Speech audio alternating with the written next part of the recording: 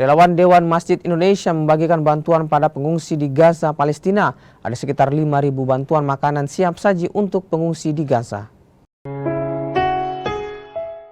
Bantuan untuk pengungsi di Gaza, Palestina ini di Al-Daraj dan Suhjaiyah, Gaza Utara, Palestina.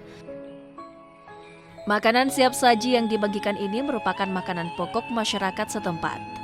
Bahan baku pembuatan makanan ini diperoleh dari wilayah sekitar setelah bantuan makanan diblokade oleh tentara Israel atau IDF sejak pertengahan Maret 2025 lalu.